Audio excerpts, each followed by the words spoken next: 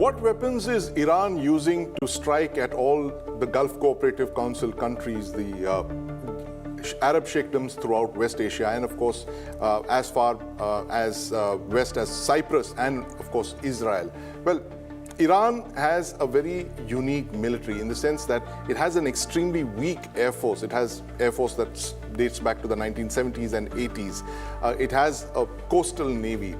It does not have conventional forces that other countries have. But what Iran has and what they have invested in over the years is a very strong drone, cruise missile, and a ballistic missile force. Now, one of the biggest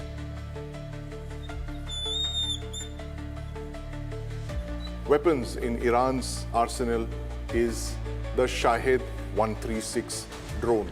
Now, this is a one-way kamikaze drone, and Iran has perfected these in very large numbers. They build these very cheap, very inexpensive to build, something like $30,000 or $40,000. They carry an explosive charge of something like 50 kilometers out to 2,000 kilometers. I mean, that is how powerful this platform is. It's very cheap, it's easy to build, and Iran has built these in the tens of thousands. In fact, they're so good at building this platform that they have exported production lines of the Shahed 136 to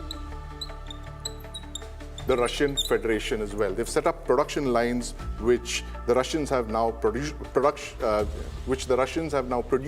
and they're using it in the Russia-Ukraine war.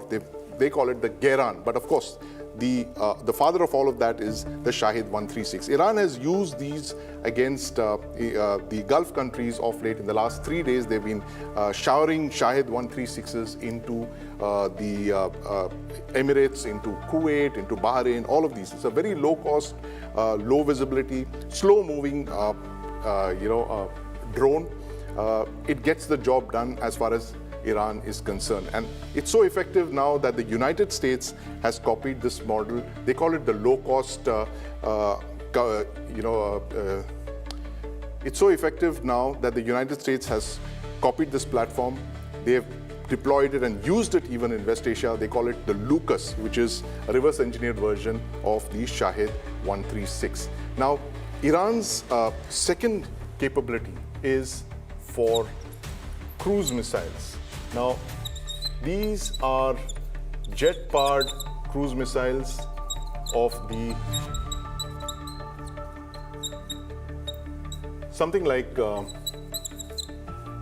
Russian Kh-55 is believed to be the origin of these cruise missiles, these Iranian cruise missiles.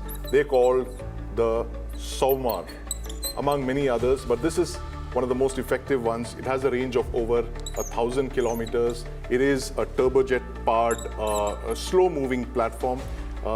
This is something that Iran has in the thousands. And the third and the most effective part of Iran's IRGC aerospace forces, these are all under the Islamic Revolutionary Guards Council aerospace forces. They're all directly controlled by the aerospace forces. The third and the most important leg are the ballistic missiles. Now, these are solid and liquid fueled missiles that the IRGC operates on transporter erector launchers.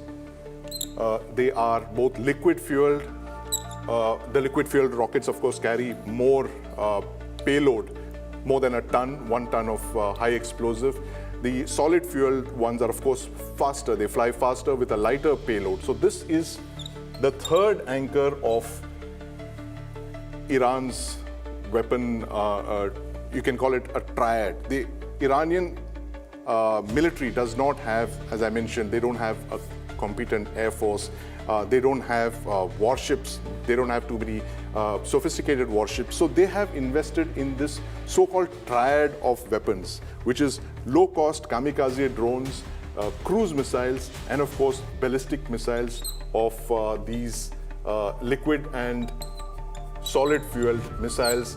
They have names like the Sejil and the Khurramshahr. And this is what Iran has been using in the 12-day war to overwhelm Israel's missile defenses. And this triad of weapons is again something that Israel has, and this triad of weapons is something that Iran has been using in the current military operations in West Asia to retaliate for Israel's and the United States offensives against Iran. They have been firing these triad of weapons into countries starting from Cyprus to the west and Oman to the east. Something like 8 or 9 countries are in the firing line of all of these 3 weapon system platforms that Iran has developed over the years. It's a unique category of weapons. It is something that Iran has developed over the years. It is something that they have perfected and now they've exported to the rest of the world. So this essentially is what Iran has. If Iran were to lose any of these, this triad of weapons, then Iran becomes defenseless, because, as I mentioned, they do not have a military as capable as the ones used by other countries. They have been under sanctions for several decades, but they have focused on these type of platforms to give them that edge. And today, if they're able to resist Israel and the United States, it's primarily because of this triad of weapon systems. So they have something like 5,000 ballistic missiles almost, 30 to 40,000 of these Shahed 136 type Kamikaze drones, and several hundreds of these cruise missiles of the Saumar class. And these are typically what make up Iran's arsenal, this aerospace forces run by the IRGC, and this is what makes them relevant in West Asia even today, and this is one reason that they have been able to continue fighting the fight.